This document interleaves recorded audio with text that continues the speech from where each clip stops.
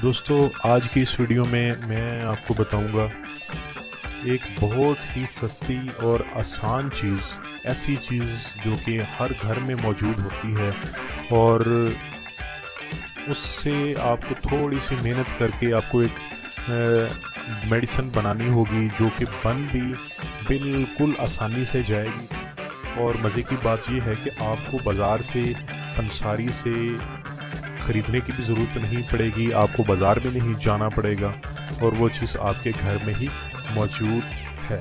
अब वो चीज़ क्या है? पहली बात तो ये कि ये आपने ये पढ़ ही लिया होगा कि वो आज जो मैं आपको नुस्खा बता रहा हूँ वो किस चीज़ के लिए है और वो क्या काम करेगा। वो आज जो नुस्खा आपको बता रहा हूँ वो आपके उज़्वे तनासुल को मज़बूत बनाएगा, ताकतवर बनाएगा। बाज़ ऐसे होते हैं ना उज़्वे तनासुल के जो बिल्कुल ऐसे होते हैं जिनमें तनाव ज़रा भी नहीं होता, इस्तादगी नहीं आती और वो बिल्कुल नरम रहते हैं। जब आप हम बिस्तरी करने लगते हैं तो उस वक्त वो बिल्कुल नरम रहते हैं और वो सख्त नहीं हो पाते। तो ऐसे हजरात जिनका जो उज़्वे तनासुल जो नफ्स है वो बिल्कुल नरम रहता है और वो सख्त नहीं होता हम बिस्तरी करने के वक्त या मुबाशरत करने के वक्त, ये नुस्खा उन लोगों के लिए है। एक चीज़ तो है प्याज। प्याज हर घर में मौजूद होता है, ठीक है, आपको मालूम है कि प्याज हर घर में मौजूद होता है। प्याज जो है आपने वो ले लेना है और उसका आपने तकरीबन वज़न कर लेना है 50 ग्राम, ठीक है जी। उसका वज़न आपने कर लेना है 50 ग्राम और उसको छील लेना है, छुरी नहीं लगानी उसको, हाथ से ही आपने उसे छोटे छोटे टुकड़े कर लेने हैं, ठीक है जी। प्याज को हाथ से ही छील लेना है और हाथ से छील कर आपने उसके छोटे छोटे हाथ की मदद से ही काट के आपने उसके टुकड़े कर लेने हैं। आपने इसको कोई भी लोहे वाली चीज़ नहीं लगने देनी आपने इस प्याज को फ़िलहाल के लिए, ठीक है जी।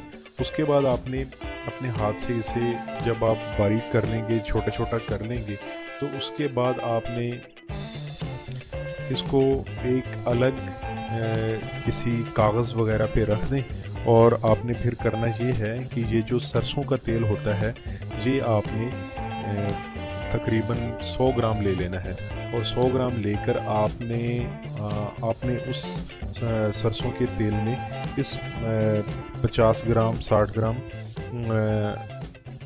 ये जो प्याज आपने अपने हाथ से कुतरा होगा, अपने हाथ से बारीक किया होगा, उसको उसमें डाल दें, ठीक है। और इसको तकरीबन आपने पड़ा रहने देना है 2-2.5 घंटे तक, ठीक है। उसके बाद आपने करना ये है कि आपने इसे किसी ऐसी चीज़ में डाल के जो चीनी की हो, जिसे हम दोरी वगैरह, दोरी डंडा कहते हैं, उसमें डाल के आपने इसे अच्छी तरह प्याज़ों को इस तेल में बारीक पीस लेना है, अच्छी तरह बारीक पीस लेना है। जब ये बारीक पीस जाए तो आपने इसको संभाल के किसी साफ शीशी में संभाल के रख लेना है। आपको इस्तेमाल करने का तरीका बता देता हूँ कि इस्तेमाल इस तरह करना है कि आपने रात के वक्त सोने से आधा घंटा पहले आपने करना ये है कि अपने नफ्स को, अपने उज़्वे तनासुल को आपने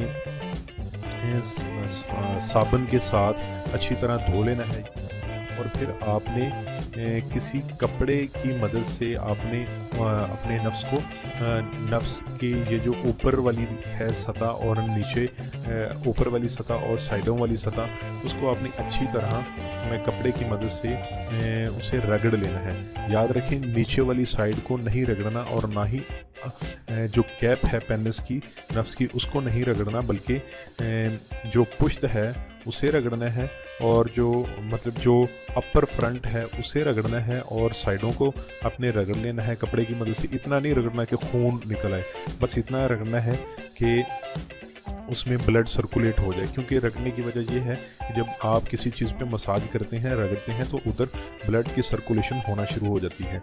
ये करने के बाद आपने ये जो आपके पास शीशी में ये जो तेल मौजूद होगा, आपने उसके 3-4 कतरे निकालने हैं और अपर फ्रंट पे आपने ये लगा देना है मतलब कैप पे नहीं लगाना, इसके ऊपर लगा लेना है, साइडों पे लगा लेना है, ऊपर लगा लेना है, नीचे नहीं लगाना और कैप पे नहीं लगाना।